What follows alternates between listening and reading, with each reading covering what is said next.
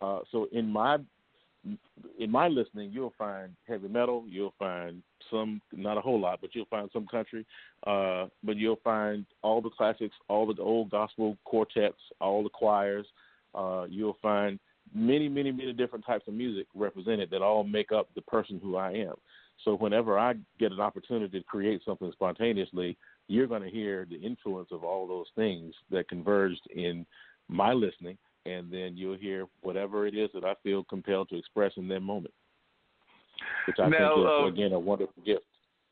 Oh, it is definitely a wonderful gift, and you have an amazing talent in bringing that gift. And the other gift that you have brought is the ability to bring some amazing artists here to town.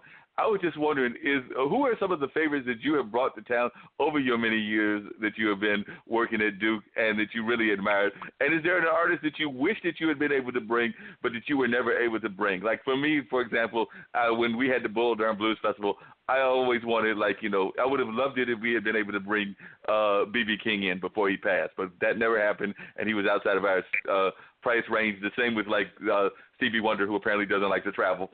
But there were artists like that I would have loved to have brought to or helped to bring to the downtown area when we were at the old ballpark. And I was just wondering, is there somebody like that you wish that you'd been able to bring, and who are some of the favorites that you did bring?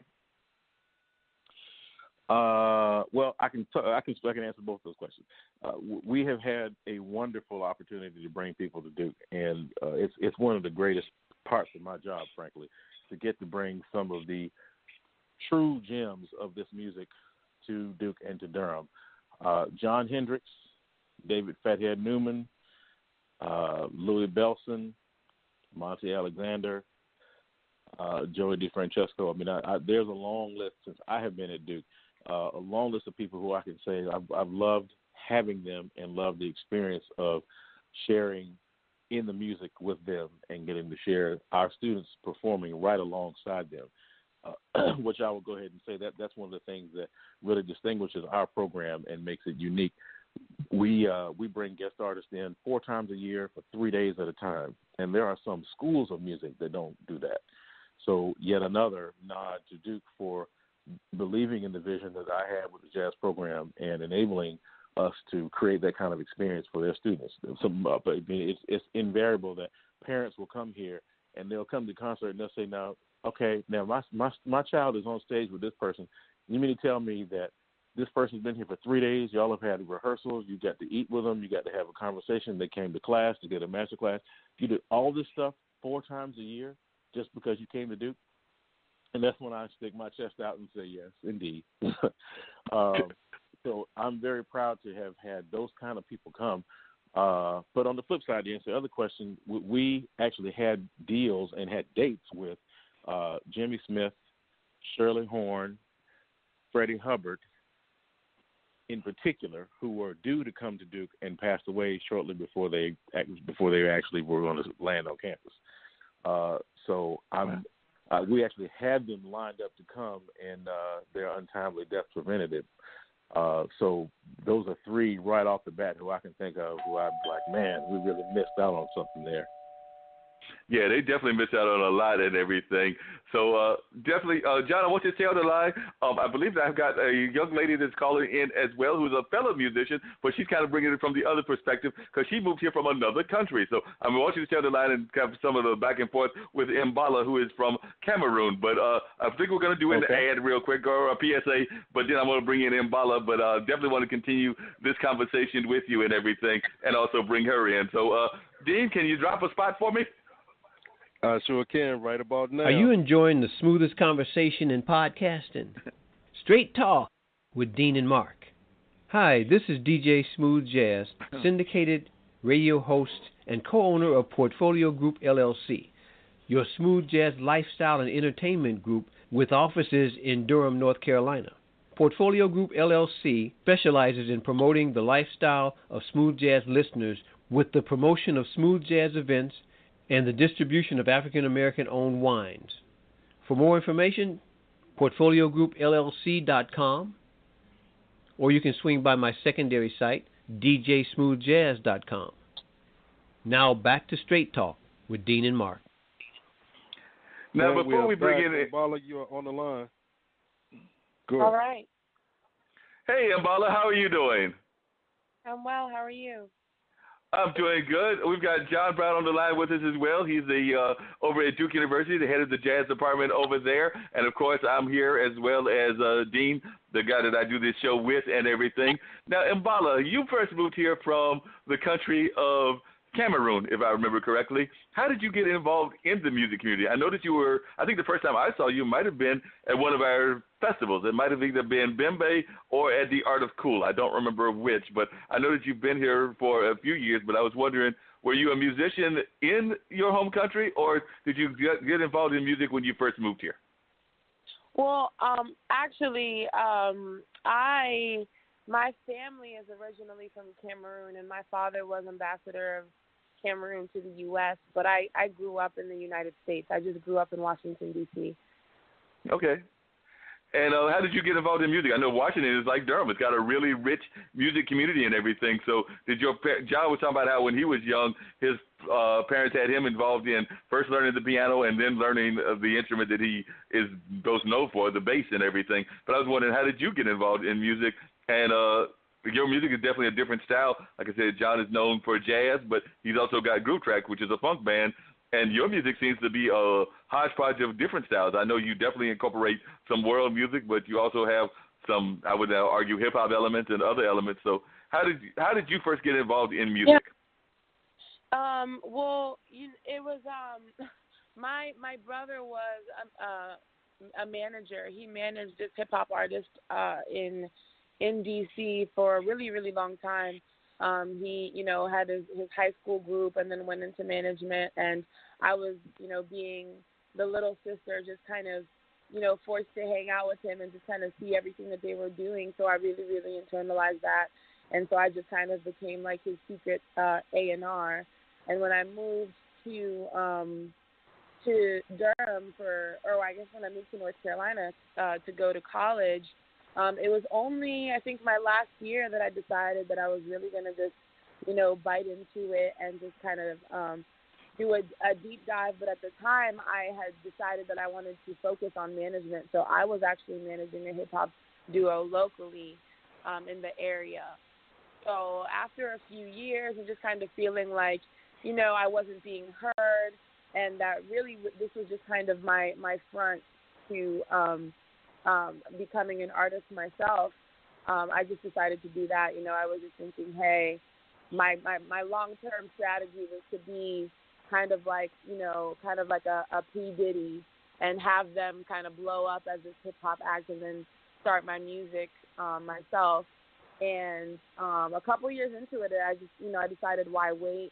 My father passed in 2014, so that just became another reason for me to really just live my life to the fullest and do what I wanted to do. I'd always been a writer, so they say if you can write anything, if you can write, you can write anything. So, I dug into writing songs and, linked with one of my really close friends who's a touring musician. So he was able to start making the beats to the songs that I was writing. And it really just grew from there. So that's only been like a 3-year journey for me. So I'm really new to music, but I do feel like, it was my lane because I'm fortunate to have been, a part of Art of Cool Festival and Hopscotch Festival and all those things so quickly. And which college did you come here to go to school at? And what major were you originally intending to go into? And how has that played into music, if at all? So I graduated from the University of North Carolina at Chapel Hill on the Tar Heel, and I went in doing journalism, broadcast journalism, and I also did performance. So when I was doing that, I was telling people that the performance element was really just my way of trying to be comfortable on camera for broadcast, and I think the reality was I wanted to get comfortable on stage. So, that helps out in terms of being able to perform and just embracing the moment and being present when you're on stage, etc. The journalism side of it helped me manage myself, learning to write and to approach editors, to approach writers, to, book a venue, et cetera, et cetera, et cetera. So just kind of like the organizational side and the structure that came with being in school helped me figure out how I was going to manage myself as an artist, whereas the performance element helped with that part of just being the artist. And how would you describe your music? Like I said, I've definitely noticed that you incorporate different elements into your music, but if somebody had to ask you to describe your music, how would you describe it? I like to tell people that I make music for immigrant women with American degrees and bottom grills. So to me, that means, it's thoughtful. I think about it. I put a lot of effort into my lyrics, and there's, like you said, there's a very hip hop element.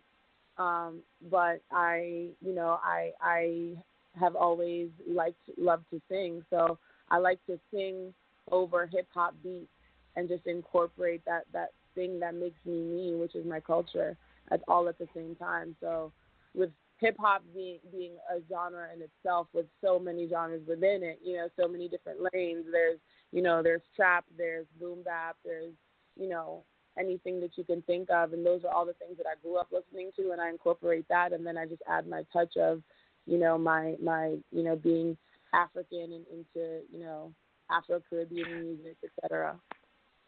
And one of the things that I've noticed about your music, and you just alluded to, is that you also incorporate a lot of messages within your lyrics. So I think you're one of those artists that would be considered also a message musician, because it seems to me that a lot of your songs have themes. It might be around, for lack of a better term, and I don't know if you would agree with this term, but it might be around people might consider it kind of a feminist message, as well as definitely positive Afro-Caribbean kind of messages and incorporating and highlighting your people and everything. Yeah, I would definitely say so. I mean, I think that especially with the first project that I dropped, which so far is the only one, it was important to me to make sure that I'm letting people know who I am, and those were all the things that I was experiencing. I was I'm an immigrant, and it's affected me, and I just I just came into that realization about how different I am, how different my perspective is. So I needed to talk about that, and being a woman, coming, leaving college, and coming into the real world, just seeing how my being a woman affects my perspective or how I'm perceived, etc. All my experiences. So I mean, there was just a lot there to digest for me, and I try to make it a point to say something. One of the things that I learned early on when I was working on music and art altogether, I try to ask myself, hey, why is this important, before I put it out, and I make sure that I can answer that question with everything that I do. And this question is actually for both you and John. John, I know you're still on the line and everything, but how important do you think it is for artists to use their vehicles as a means of addressing social issues and social concerns? Like I said, Mbala has definitely mentioned her immigrant background and everything. I know that you've even touched on some things in your music as well, John, but how important do you think it is for people that are artists to use the art as a platform for positive change? I think our initial charge is to honor who we are and to communicate what we feel compelled to communicate by the Creator. And I think that the truest way to honor the gift you've been given is to be true in what you're saying and what you're trying to communicate. For those who are compelled to do that, I think that that's their charge. I think that the only thing that will bring you peace is to do that which you feel like you've been called to do. But with that said, certainly we have a platform as artists, musicians, and artists to touch people in a way that other methods cannot. So certainly where we have the opportunity to say something that is politically meaningful, that addresses any of our issues, it certainly is a forum that gives us that way to reach people in that very unique and special way that really touches them. I won't dismiss the idea that we are all supposed to do that, but neither will I say that I believe everybody is called to do that. Some people may be called simply to bring people to a place of peace. Some people may be called to create art that is meant to stimulate thought, that is meant to disrupt, that is meant to cause unrest. and similar. And I go back to